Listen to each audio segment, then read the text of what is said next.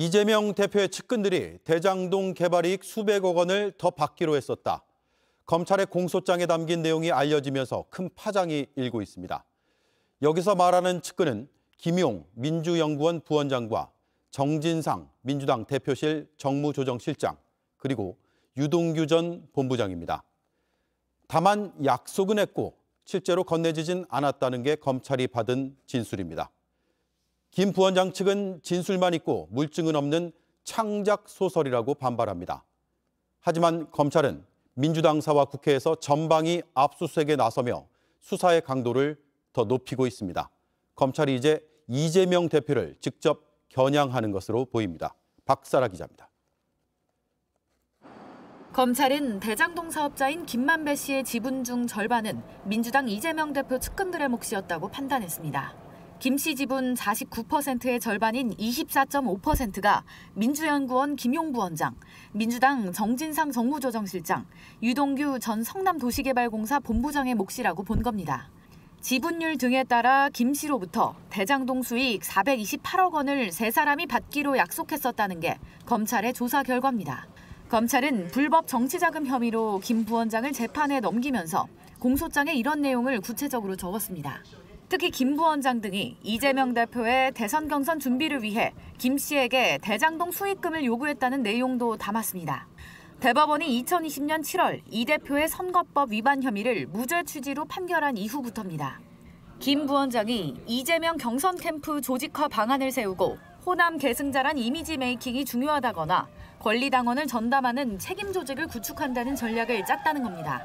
2020년 9월에는 경선 준비팀이 필요하다는 보고서를 쓰면서 사람과 비용, 공간 세 가지 조건이 필요하다고 분석했다고 설명했습니다.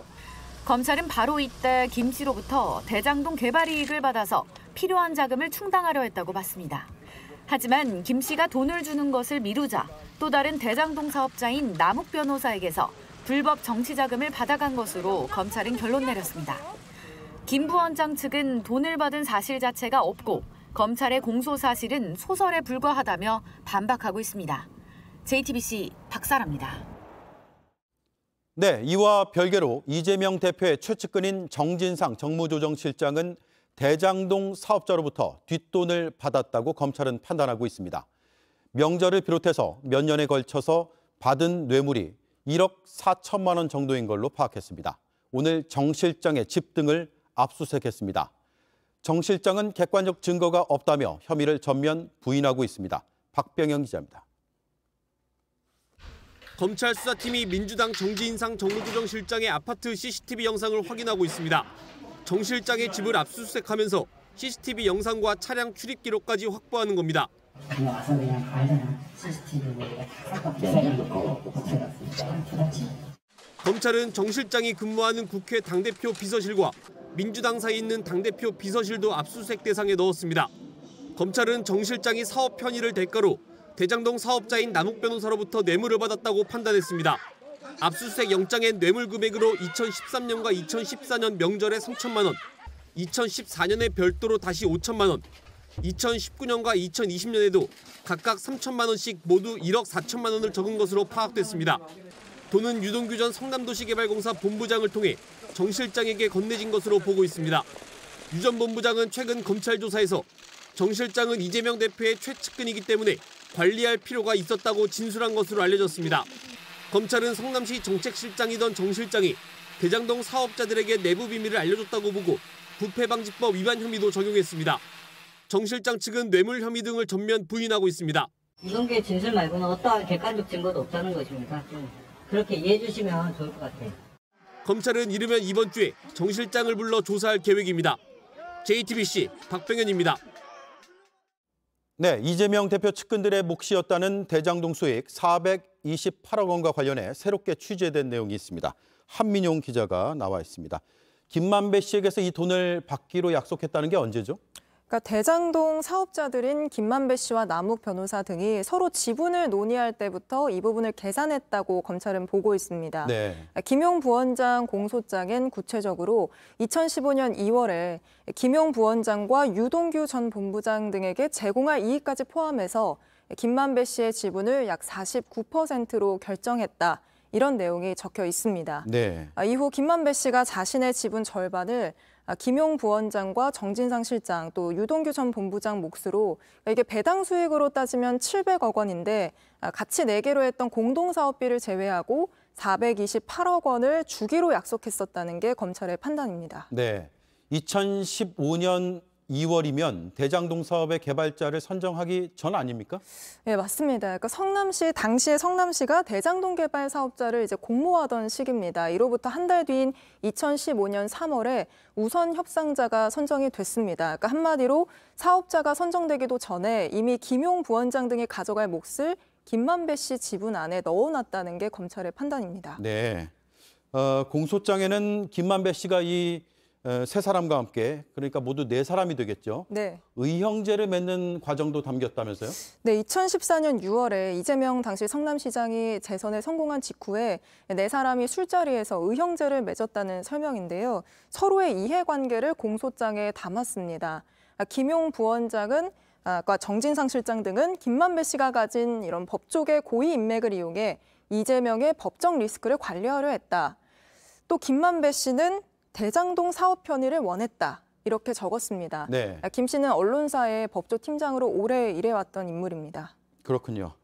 공소장에 이재명 대표에 대한 내용도 들어 있습니까? 이재명 대표의 이름이 언급은 됐습니다만 수익을 약속을 한다거나 아니면 돈이 오가는 과정에 개입했다 이런 내용은 없습니다. 다만 대장동 사업자들이 유동규 전 본부장에게 각종 편의를 이제 요구했을 때 유 전 본부장이 그걸 정진상 실장 등에게 전달을 해서 그게 결국에는 이재명 대표에게 전달이 됐고 성남시 의사결정에 반영이 됐다 이런 내용은 있습니다. 그래서 앞으로 검찰의 수사가 이재명 대표를 향할 거라는 관측이 나오는데요. 물론 현재 지금 김용 부원장과 정진상 실장 또 민주당은 검찰 조사 결과를 강하게 부인하면서 검찰이 무리한 수사를 하고 있다, 창작 소설을 쓰고 있다 이렇게 반발하고 있는 상황입니다. 네, 한민용 기자 잘 들었습니다. 자, 지금 국회에선 이재명 대표의 최측근 정진상 정무실장의 사무실에 대한 압수수색이 진행되고 있습니다. 현장을 연결하겠습니다. 구혜진 기자, 압수수색 여부가 불투명해 보였는데 검찰이 진입을 했군요. 네, 검찰은 오후 6시가 조금 넘어서 이곳 민주당 대표실 옆에 있는 정진상 정무실장 사무실에 대한 압수수색에 들어갔습니다. 현재 사무실 물품과 정 실장이 실제로 사용한 컴퓨터 등을 압수수색 중인 것으로 알려졌습니다. 안쪽에서 민주당 관계자들로 추정되는 고성이 이곳 복도까지 들리기도 했는데요. 압수수색은 늦게까지 이어질 것으로 보입니다. 오전에 국회에 도착한 검찰 수사팀은 관례상 김진표 국회의장의 허락을 먼저 받으려 했습니다. 하지만 김 의장이 직접 압수수색에 난색을 표하자 오후 내내 대기를 해왔는데요. 그러다 오후 6시쯤 사무실로 향했습니다. 민주당 측 관계자와 잠깐의 실랑이 끝에 사무실에 들어갔습니다. 네, 국회 외에도 민주당 당사도 압수수색을 시도했죠. 그렇습니다. 검찰 수사팀은 4시간의 대치 끝에 오후 12시 30분쯤 당사에 있는 대표 비서실에 들어갔습니다. 컴퓨터 5대를 포렌식했지만 모두 정진상 실장이 사용하지 않은 것으로 확인돼 사실상 빈손으로 돌아갔습니다. 민주당은 정 실장이 근무하지 않는 당사까지 압수수색한 건 여론몰이용 보여주기식 수사라고 반발했습니다. 자, 그리고 지난번 민주연구원 압수수색 때는 상당히 대치가 길었습니다. 이번엔 큰 갈등이 없었습니까? 지난 압수수색 때는 소속 의원들 수십 명이 수사팀을 직접 막아섰는데요. 이번에는 별도의 동원령은 없었습니다. 내부적으로 검찰과 거칠게 대치하는 모습을 보이는 것이 오히려 여론에 안 좋은 영향을 줄 수 있다고 판단한 것으로 보입니다. 다만 민주당은 현재 국면에선 대선 자금 수사보다는 이태원 참사의 진상규명에 당력을 집중하겠다는 입장입니다. 민주당은 오늘 오후 정의당과 기본소득당과 함께 국정조사 요구서를 국회에 제출했는데요. 국민의힘의 동의가 없어도 오는 24일 국정조사 계획을 통과시킬 예정입니다. 네, 구혜진 기자 잘 들었습니다.